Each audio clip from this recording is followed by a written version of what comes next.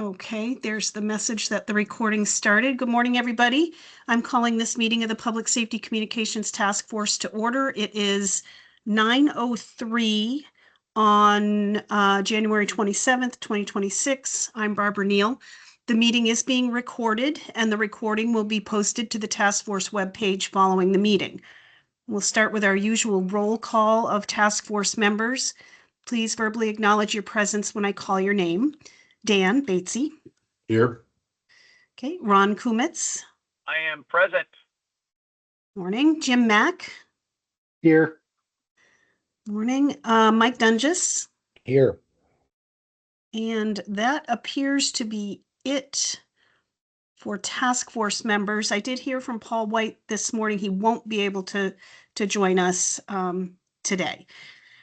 So also joining us is Emily Mullaney from Department of Public Safety as our administrative support. And of course, our project management partners, Rick, Dom, and Elizabeth from Televate. Morning. And it looks like we also have Phil Sisk and Jason Malloy from Mission Critical. Good morning. Morning. Good morning. Morning.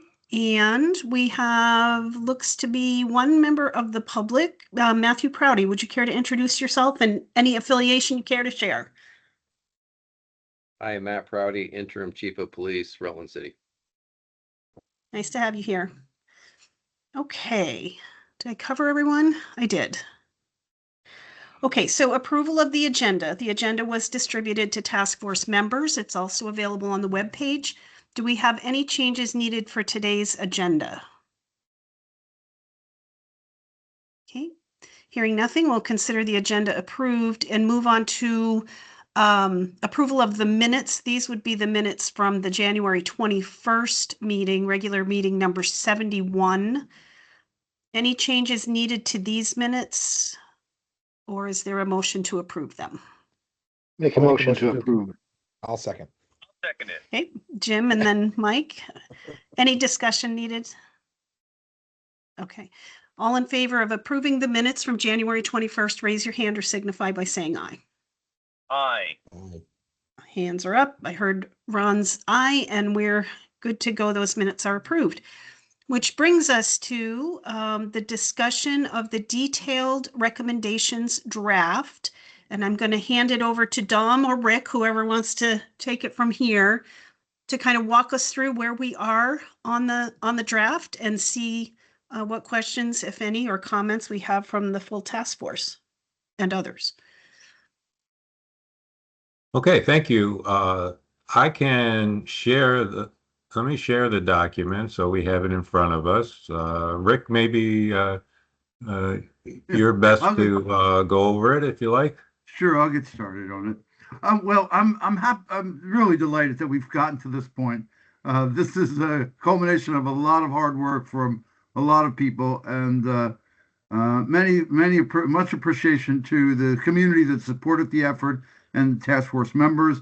And here we go. So the purpose here really was to concisely summarize the task force recommendations. And the decision was made to really focus on the strategic objectives as they were established in Act 78. So as you reviewed each of the sections, you'll notice that we started the sections off with the strategic objectives that were met by the recommendations for each of the succeeding sections. And that way it was to bring just attention to to each of the subset of the working group areas. So, beginning with the executive summary, and as we discussed, in planning for this meeting here, we don't want to take a lot of time. Obviously, we don't want to read the document, and we could focus on each of the sections as may be best. So, beginning with the executive summary here, is there anybody have any comments or feedback or input on the executive summary? No. I'll just say that I do like that we spent some amount of time here talking about the public engagement efforts, right? I think that's important for the legislature to know that this these recommendations weren't created in a vacuum. There was multiple opportunities for engagement and input from all of the stakeholders. So I did like that part's in there. Rick, too, I would also add, and I believe it's in this section that we talked about this. I don't have it in front of me. I think it's going to be very important as we discuss this publicly that we note that this is the intent of this is to begin a foundation to build upon. That these recommendations are not necessarily intended to solve every public safety communication problem that exists. It just can't be done in that manner. But what we feel like we've done here is build the foundation, put some key elements of that foundation into play, in which we can then continue our progress in the future and build upon it without having to take it all down and restart again. So anyway, I just wanted to highlight that. Actually, go ahead, Ron. Please ask away. I just wanted to add to what Dan said. I think it would be worthwhile to point out that a lot of our efforts here, I mean, to us, I think it's obvious, and to others, particularly those who don't have a lot of view of the history of this kind of effort, to point out that we've focused a lot on developing a direction that is using pooled resources and shared facilities and things, because efforts in the past, like, you know, the Homeland Security grants that, you know, we got after 9/11, they all went in random directions, and to a great extent, the money was not well spent. I don't know that I would put it that way, but that's the general gist of it, is that we need to focus on how to improve our lot, but we need to do it efficiently, and that may not be it may not be the best way in everybody's opinion, but we can't afford to do things in a way that's going to make everybody happy. We have to get the most bang for our buck.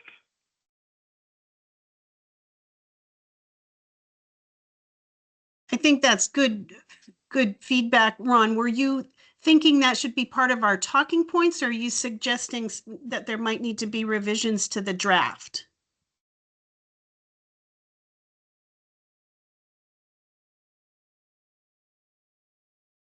Ron, if you're speaking, you're muted.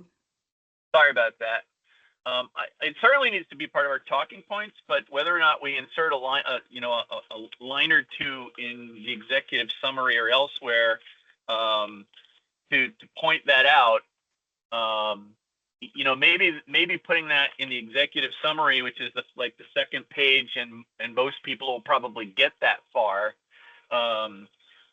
It gives them the heads up that we do not intend to just do whatever makes every single person happy. That's not going to work. So Ron, Dom and I, Elizabeth, with certainly input from the chairs, architects of this document, and I know that we reference collaboration and resource sharing, but I agree with you that it works right up front, that we should, add a sentence or two, indicating that key focus and objective is to advance common infrastructure sharing and collaboration between disciplines. Inappropriate to point out that one of the things that I think all agree on is that one of the places where our efforts in the past have fallen down is that they didn't start on a basis of collaboration and resource sharing. What is that saying? You can't make everyone happy. I mean, that's my thought. I don't know what everybody else thinks, but that's my 2 cents. So I'll jump in here. I think what Ron is saying is important, because if you go to legislature in these committees, sometimes they're gonna waiver based on discussion, right? And we've put a lot of time, effort, and energy into this. And I think his point may be valid in the executive summary, just to set the tone of we are trying to serve the masses, not just the people that you hear from, right? Like, so I understand the concern. I hear what he's saying, and I think it's worthy of putting some sort of statement in there, or saying this, we think this is the best case scenario, for the state as a whole, or whatever it happens to be. I have a question, if I may ask. Ron mentioned something about in the past, these initiatives, similar initiatives, failed because of lack of sharing. Do we want to talk about mention failures of the past, or should we just I be think that's a looking very forward? difficult needle to thread. Yeah. I think we should I would focus not, if I were you. I on think you our should work. focus on Yeah, going forward. yeah, agree. Yeah, I think that would definitely like be throwing sand in people's underwear, and you never ever want to do that. I mean, I don't think it's inappropriate to say that we've sort of focused on the fact that collectively past efforts have fallen down because they tried to make everybody. I mean, I don't know how to phrase it, but they kind of tried to make everybody happy, and that trick never works, according to the squirrel. We can work with some language talking about building upon some of our experiences of the past. I mean, something, if we want to inject it in, we could do it in a softer way instead of trying to throw sand in someone's underpants. I love your analogies, Ron. We can take that approach. Let's see, these sentences, as you can very well imagine, they just don't fly right out of off of the keyboard. You got to work them so that they say what you need them to say. And so, we'll work around with a couple of options for consideration.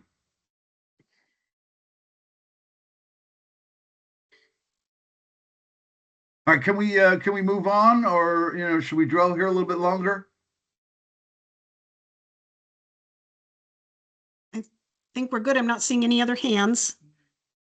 All right, so as you can see here, I mean, we summarized in this section all the recommendations, and so we wanted to do it in a way to align them with the strategic objective. And I think, I think the idea that was suggested in doing that was just to not lose sight of, as I mentioned earlier, of Act 78. So as you go down, let's go to just the section 2 is detailed recommendations. I mean, here, and in this section here, again, we wanted to provide a brief overview of here's what's coming at you, and then just jump right into it. So, we decided that we wanted to open up with a governance approach. And any comments regarding governance that from the task force members that you would like to discuss from this section?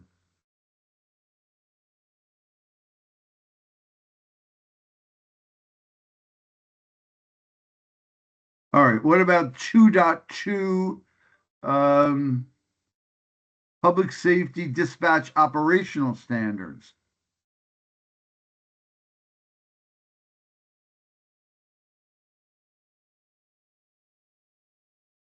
So starting right with the objective, definition adoption of common dispatch policy, standards, and procedures will drive repeatable, high-quality dispatch services statewide. Common dispatching standards and best practices to ensure that equitable services are available to all Vermont residents. So again, summarizing the hard work of this working group and others, wanted to get it into good standing for presentation to the legislature. And again, as I've said, we really summarize the hard work of each of the working groups and the final conclusions regarding recommendations of the task force. Anything Rick, of interest here? Yes. Yeah, I would just add, Rick, not for changes to the document, for talking points. I think it would be very important as we talk about equity here, that we are distinguishing the notion of consolidation or forced equity, the inorganic equity that we've talked about. but really focusing on developing interoperability. That is standardizing processes, standardizing training, standardizing procedures to facilitate organic consolidation, organic interoperability. I think that's going to be a really important piece here because when people look at this, the first thing they're going to ask is it going to cost me money and doesn't mean I'm going to lose my dispatch center. And I think what we should be saying is what we're trying to do is assure quality across the state by standardization, and therefore, as we look ahead, build a foundation, build that system as we're talking about to bring people together. And we think that will facilitate some of the movement that needs to happen, but we're not going to force it.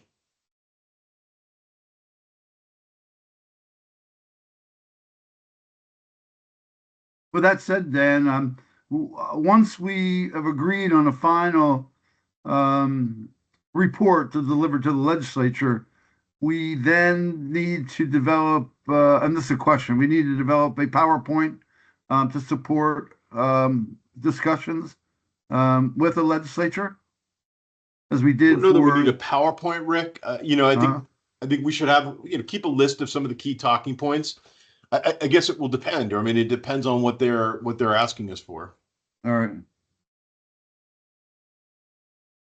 Right. I think if we had that list of key talking points, we could use earlier PowerPoints that had like the or even the summarized recommendations document to have those conversations.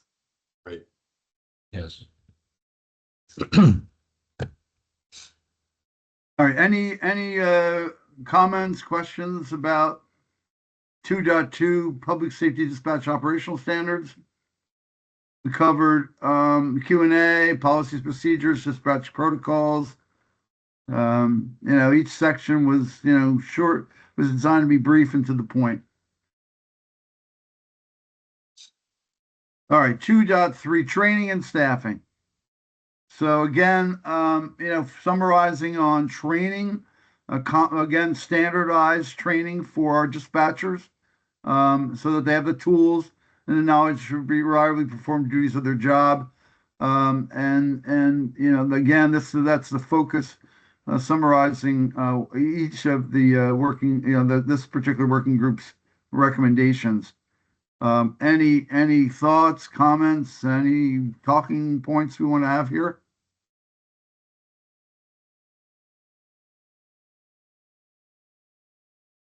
All right, with nothing said, let's go to 2.4, public safety technologies.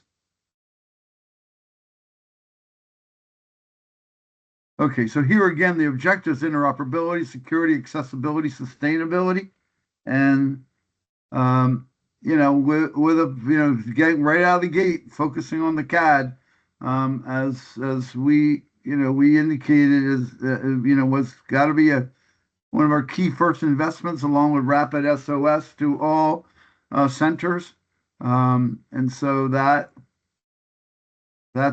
those mapping and cybersecurity, logging recorder, and are all included in here.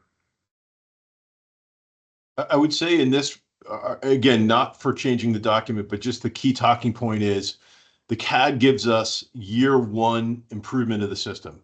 The act asked us to improve the system. This is something that's going to improve dispatch to not just law enforcement, but to fire and EMS. It was a voice of our stakeholders asking for this. And that's why it's the most important piece from the actual money spend. Well, one of the most important pieces from the money spend.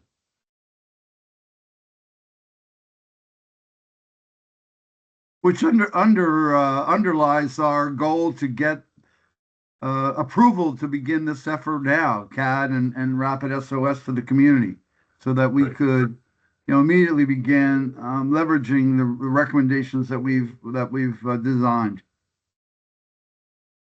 All right, so the next section, land mobile radio, knowing that it is our largest budgetary request, we felt it needed to have its own section, and also because I mean, we know that our radio networks are not meeting the operational requirements of the end users, and obviously the citizens they serve, because you can't dispatch without a radio network, and you can't communicate and discuss on scene properly to keep the responder safe and to meet the needs of the incident without having a quality radio network. And this is one area that needs attention, whether or not we can find the funds for it or how we find the funds for it. But we didn't want to not miss an opportunity to point out that land mobile radio networks are primarily deficient in the state.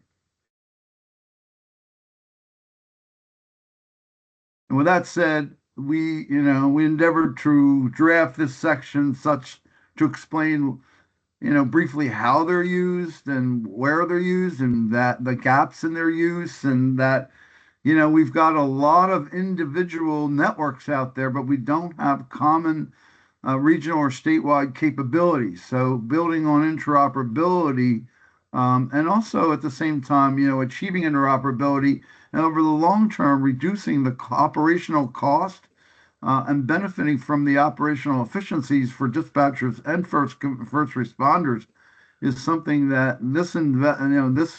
these recommendations will drive. So we want to spend sufficient time to make the legislature aware of this requirement.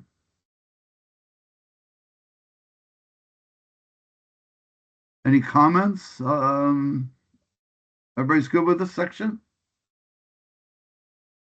Okay, 2.6, dispatch center facilities.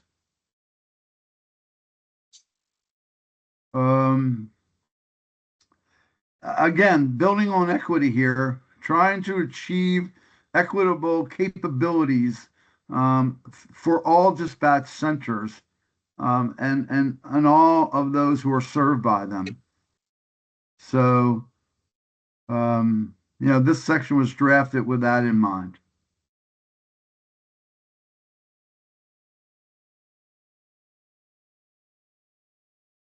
Anything draws anyone's attention from the task force?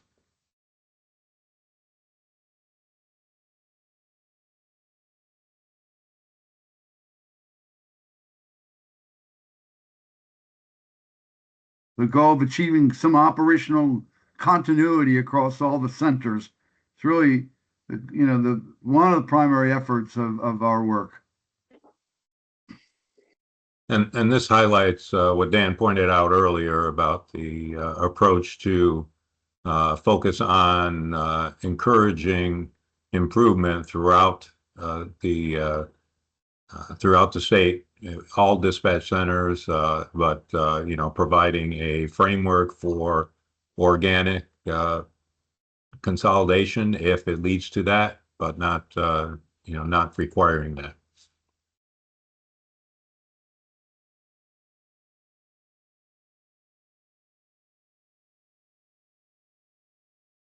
Okay, 2.7.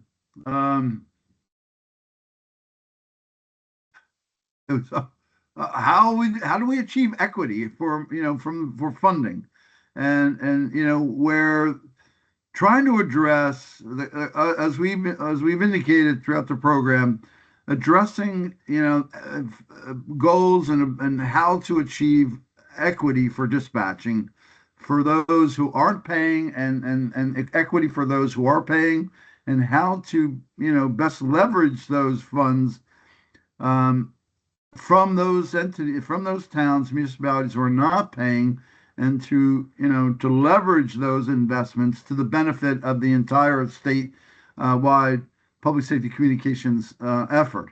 And so this section goes into those needs and discusses recommendations to support equity by assessing fees for dispatching services.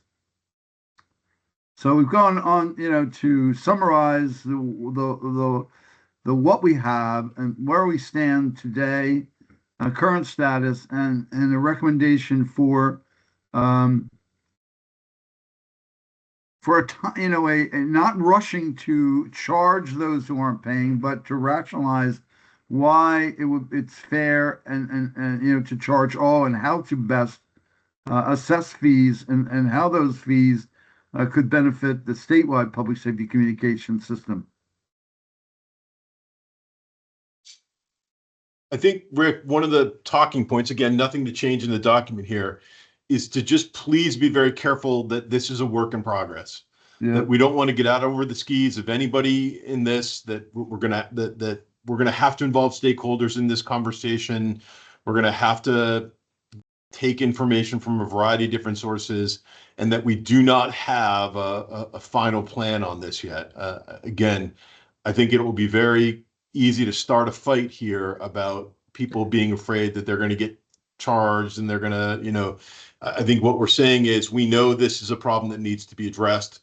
We have some thoughts about how to address it. Here's a couple of thoughts. That's where we are right now. That's a perfect emulation of the discussion in the conversations too, right? It's the funding strategies are going to be extremely difficult, having conversations even in our community about, if we end up with 6 regional dispatch centers in the end that consolidate, some of them are going to be busier than others and need more staffing, and how do we appropriately compensate? It's a long conversation. So keeping it kind of open-ended for discussion is going to be important.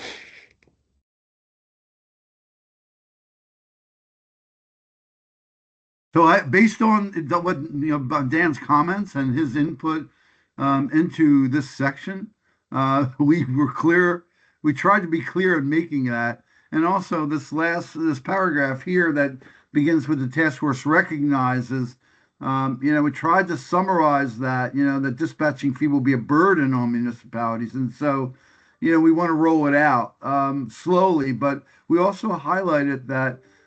This is a, like Dan has indicated, is a work in progress, and we did recommend including in the proposed schedule that we start out with a working group focusing on this effort, or work, so that committee, I'm sorry, subcommittee focusing on this effort, so that we did turn it back and to include the affected stakeholders, so that a final strategy and formula would be done as a working, in a working discussion environment. Okay, so where to next? Section. Conclusions Yep. and next steps. There you go. 2.8 conclusions and next steps. So, a couple of really important points here. Here's how we recommend spending, the funds that have been provided to us, along with here's some options that other states have, and other states and municipalities have leveraged in order to raise both capital and sustainment dollars for their various public safety communication systems, and also highlighting that that we'd like to get approval to begin spending the balance of our funds of the Act 78 allocation now. And so that's really what's kind of the message to coming out of this particular section. We have a prudent ideas that those investments will lead to near-term and long-term improvements in public safety, in Vermont's public safety infrastructure and operations. And here's how we recommend spending the remaining allocation of funding that was provided at the task force, and some ideas on additional dollars to cover primarily the land mobile radio.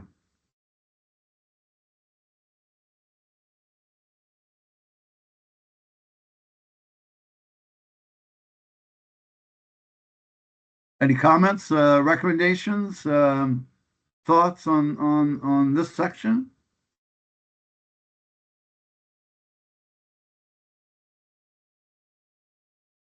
And we close out this section with the recommended timeline I mean, they're the list of potential funding resources, and then a recommended timeline, which it begins when we get approval. And so we are positioned to get started as soon as we get support from the legislature. And this is an aggressive schedule, but we're prepared to achieve it based on the legislative support.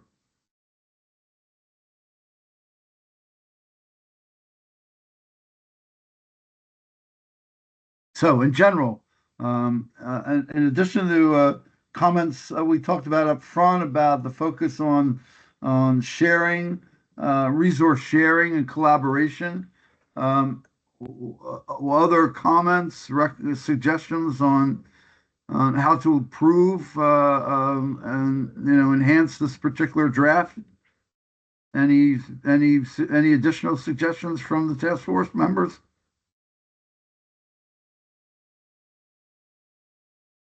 No, Dan and I have had few opportunities for input on this. So everyone else, certainly speak up if there's things you think could be improved or revised or what have you.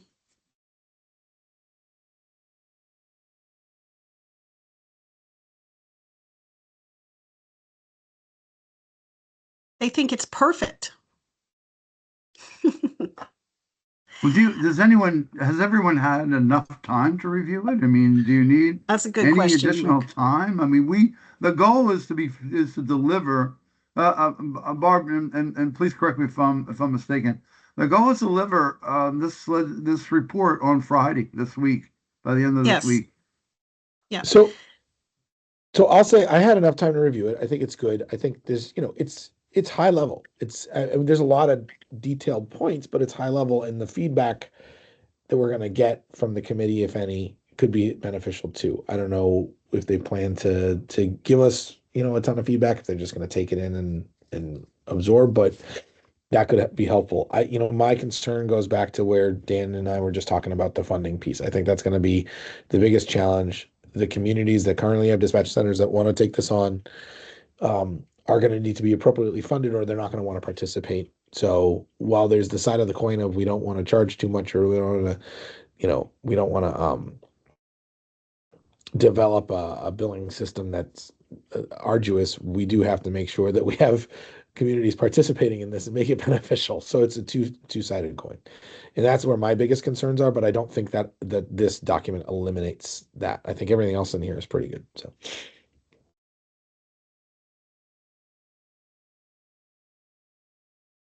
Thanks for the input, Mike. no problem.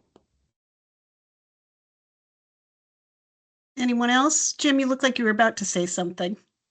Yeah, it has all the points that we've discussed many times over in all the meetings.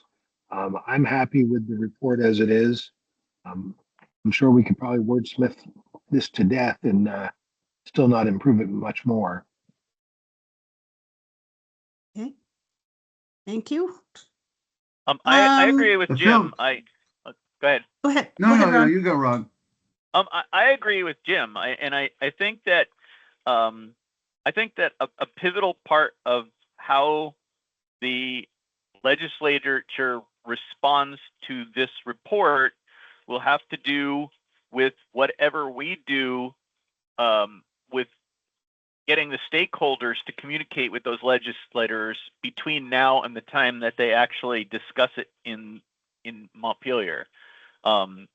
I think that the first responders are going to have serious conversations with their legislators and make them understand how important this is. Otherwise, they will be focusing on many of the other things that they focus on. And this is just, it's not going to get the attention that it deserves. How do you recommend that we achieve that? I mean, you're saying we need to get the community behind this, and what are your thoughts on how to achieve that? That's a good question, considering that the stakeholder participation that we've had thus far in all of our meetings. I see, there are a couple people from law enforcement show up here and there. Senator Renner shows up regularly. Some of the dispatchers showed up when they were, concerned about what we were going to do with dispatching facilities. We've had hardly any participation from fire, EMS, or any of the other sectors. I'm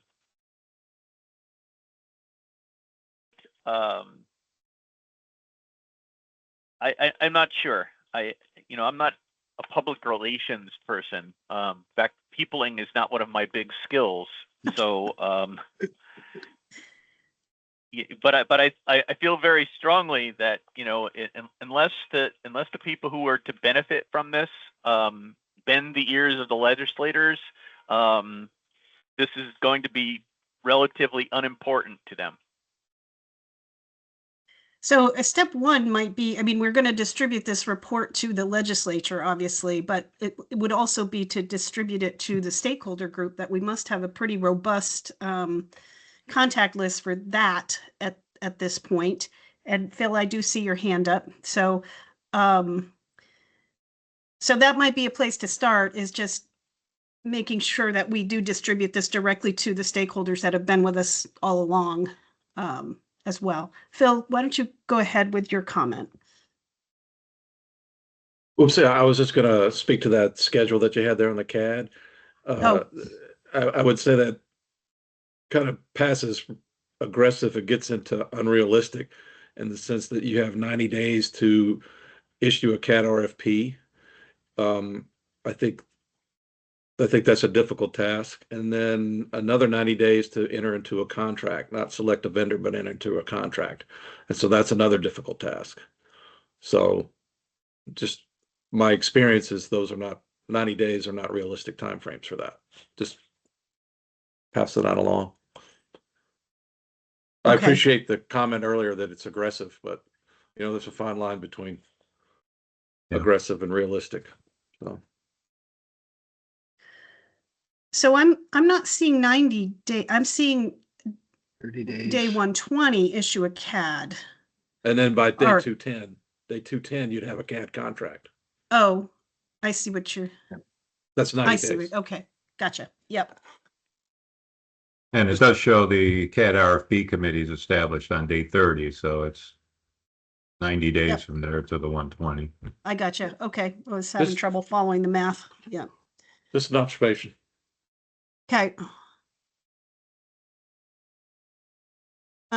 Task force, do we want to do anything with the timeline based on that, or recognize that it is aggressive and move forward?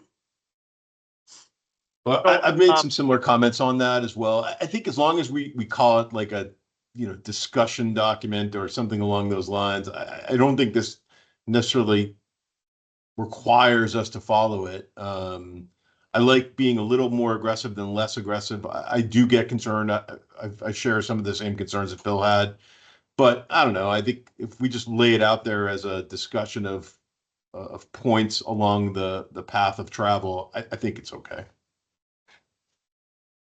I think the other part of this is that, go ahead. I was just going to say, it's just a guideline. And then the other one I was going to mention is you go from 210 to 365 to operational. Like it's going to be very difficult to do that. And the other thing I would say, if you look at it as just a kind of a guideline, I'd tell you that like the major CAD players, if you looked at like Spillman, who comes from Motorola, or Hexagon, or some of those other guys out there, they're not going to be able to implement it in that time frame either. So, well, maybe what we'll do is have this CAD RFP committee take, revisit the timeline when we have more authority to do anything, for one thing, and then develop, another timeline. Yeah, I agree with Dan there. I mean, it's good to get these milestones out there and get people thinking about them. I mean, so you identify the steps and the milestones, so that's good. And if you look at it as like a goal with a understanding it may take longer, that's fine. Great. I think the other part of this is that, I'm hoping that, we're going to release this document, but we are not going to stop pondering who the players should be on the CAT RFP committee or any of the other committees that need to be formed.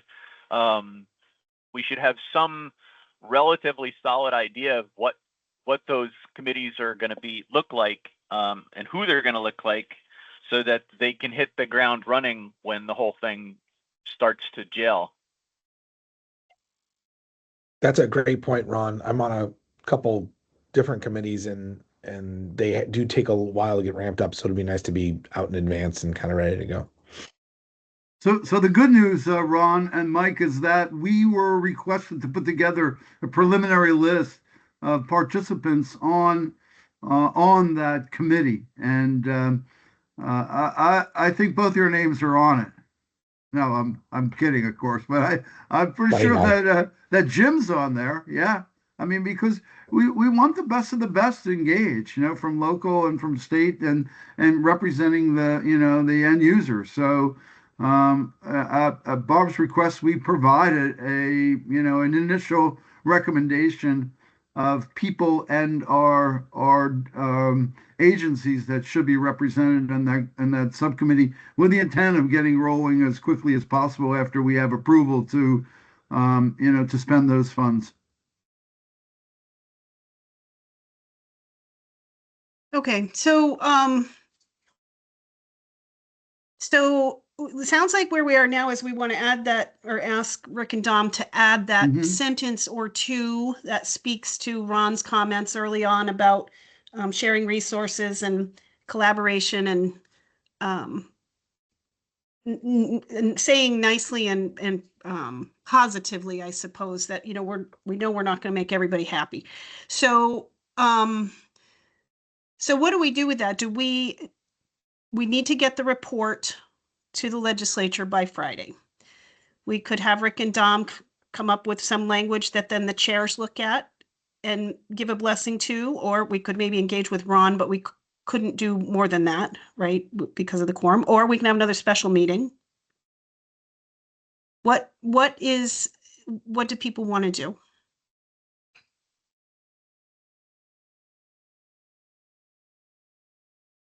I know this isn't helpful, but I'm flexible. That is helpful, actually. Dan, what do you think is the best? I mean, I think in the interest of expediency, and because this isn't a major change, I think have them have Rick and Dom update it, circulate it as a document, give a specified amount of time, like you have the next 12 hours to comment on this. Unless we hear a major problem, we're going to move forward with the chair's blessing. Okay. That we can do. We cannot get into any kind of discussion on email, of course, about the sentences or any of that, but we could ask for feedback to go directly to Rick and Dom, Right. if there's a concern. And then, assuming nothing major, if we get 45 emails, we can schedule a special meeting, but my guess Yeah. is we're not going to. Right. Okay. So absent anything like 45 emails, then we'll just still plan to distribute on Friday with the corrected or with the additional information that we discussed. So, okay. Everybody in agreement on that approach? Looking Yes, for nods of heads. I will refrain from creating further trouble. We didn't say that at all, Ron. We want to make sure it conveys the message. Okay. Anything further then before we move on to public comment? I just would like to recommend a suggestion, perhaps, that since each of our task force members represent a key discipline, a key public safety discipline, when Ron was talking earlier about, he's not public relationship, he's not, I think Ron's underestimating the influence that he does have on people and his community. And so, when we talk about, well, how do we get the word out to our stakeholders so that they can, support it? I think, each of the task force members that represent their community, do have an opportunity to influence at least, those members in their community. And it may be worthwhile to do something, on that level. Just say, hey, here's what we've been doing. Here's what's coming. We'd like to get your support. And of course, what is support? What does that mean? Call your local, legislator, or what do we mean by that kind of support? But I think we could do that, that some of that outreach, via the task force members, and the disciplines they represent. Just a thought. I think we want to be a little careful here. And with all due respect to Ron's comments, and it's not that I necessarily disagree, the challenge is that assumes that all of those stakeholder groups will have the same opinion that we will. Mhm. Right. And there aren't going to be 900 different motives going into this. I think we're working in this environment with money that the legislature has already put aside. What we're hoping for is them just to say, spend it. Mhm. I think what we may want to do is get this into the committee, have some of those initial conversations and see what their inclination is. Now, if they say, we don't want to touch this, we're not doing anything, then we start bringing in those stakeholder groups. I think if you bring in those stakeholder groups without doing a lot of prep group, you're opening the door to a lot of different questions to be raised, a lot of different angles that people are going to bring. And I'm not sure we want to invite that, at least initially. Yeah, it's a good point, Dan. Thank you. Well, this is a question, though. We want to distribute this report to the legislature on Friday, like we've discussed. Do we also want to send from the task force out to the stakeholder groups that we have developed over time? Just send them the report, Yeah. so it's at least in their hands? Yeah, Okay. I'm not suggesting that we do this in secret by any Right. means. I think they should be involved as much as they want to be involved. I think, though, if you start making sort of strategized phone calls and say, hey, just, get out there and call your congressman, you're going to get a lot of, hey, we want them to do this or we want them to do that. And those requests may or may not have anything to do with our recommendations. And Right. that's where all of a sudden it gets real muddy real fast. And that's where I think there are ways to do it. There are ways to get some movement, but I think it's going to have to be done a little bit more strategically if that's the desired result. Yeah, perhaps once we know more what the committee wants to hear or needs to hear to make their decisions. So, okay, that makes sense to me. Anyone else? So, if we're going to so when we release this, and we hope that the stakeholders will actually read it and have an opinion one way or the other, would it be beneficial to when my company puts products in boxes, we've started putting a piece of paper right on top of the product that says something like what to do what you should know if you're not going to read the manual. Because people don't, tend to put a lot of effort into doing research. They do what's easiest. So do we want to attach to the back of this report for the benefit of the stakeholders who might have something to say, whether positive, negative, or otherwise, so that we can keep an eye on what the temperature of the room is, contact information for the task force so that if they decide they want to reach out to somebody to argue or say good job or whatever it is they have to say, they can pick up the phone or send an email or whatever, without just starting grumbling in the background, because the grumbling in the background is problematic. I think that's smart, Ron. I think you could create, maybe that's the talking point document, or that's, some version of the talking point document where we say, here's our strategic approach to this. Take a look. If you agree, here's what we want to do with this. Or if you disagree, we want to hear that too. Yeah. Possibly even more than if you agree. Invite them to respond to the email with any feedback, or are we looking for something more structured than that?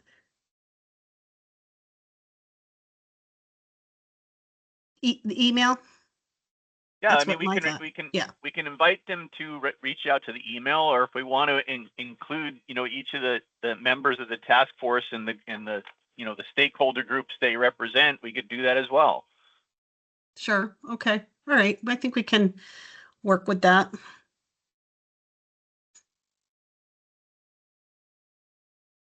All right. Anything else before we move on? Okay. We will go then we'll go to public comment now. So we have a few members of the public here. I'll call on each of you and see if you have anything to share. Let's start with Senator Renner. Morning all, the report looks good. I have a few, just what I would call typos as somebody who does a lot of proofreading, and I guess I'll just send those to Barb right off the top. Is that prudent? Yep, that's fine. If you send them, I'll get them over to Rick and Dom. Yep. Thank you so much. Appreciate it. Great. Okay. Chief Prouty, how about you? Do you have anything to add? Oh, I appreciate the process. I actually told Mayor Dungus that in 2016, January or February 2016, this conversation was still going on back then. And at that point in time, I had traveled to St. Albans, Shelburne, Hartford, Lamoille, and maybe one other, just because these conversations were happening then about everybody was doing a different fee structure, some by grand list, some by population, some by whatever. Roger Marcoux had a system compared to Chief Taylor and others. So, but I am here as representing a community that does have that. We do pay for a little over $1 million a year for our dispatch center out of property taxes. But I believe I guess it was Ron's point early on, if the discussion is about shared resources and if this community can be of assistance when you're looking for a place to do that, we would like to be in that conversation as our strategic location, a hardened facility, and I already run 6 dispatchers if we have with room to grow. So not committing to anything, but I would love to be involved in that, and that's why I came on at this point. So, Right. Good to know. Thanks for sharing, and good to see you here. So, okay, Kim Cheney. Thank you. I urge you to rewrite your executive summary. All you've said is you talk to a lot of people and you think you got the right answer. What you need to do, if you're lucky, people who get this in the legislature will read the executive summary. That's about all they're going to read. And I think you have to, I've argued this before, you have to state the human problem.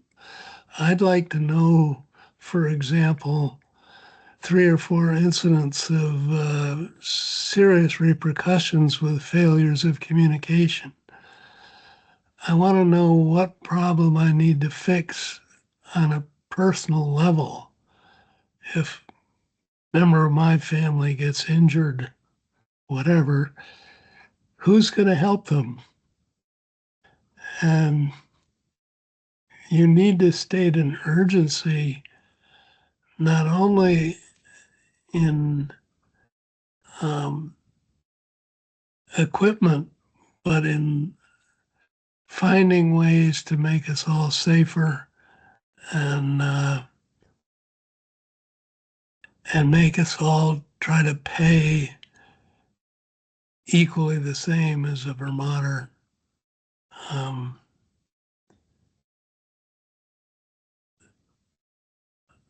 That's my principal feeling. I didn't see anything about governance of the districts you want to create, which should at least be a footnote that this requires study. And finally, I'd like to see a regional organization set up somewhere. Maybe Rutland's a place to do it, maybe Montpelier. and get one set up working so we can see it and sell it around the state. Thank you. Thanks, Kim. Thanks for being here. And you know, the executive summary piece, I just want to comment on. I think the idea of stating the human problem and identifying the problems that need to be fixed is good. I'm not suggesting that we change the executive summary because we already talked through that. But I think that's important when we're talking to the legislature and other stakeholders. So I personally will keep that in mind. All right.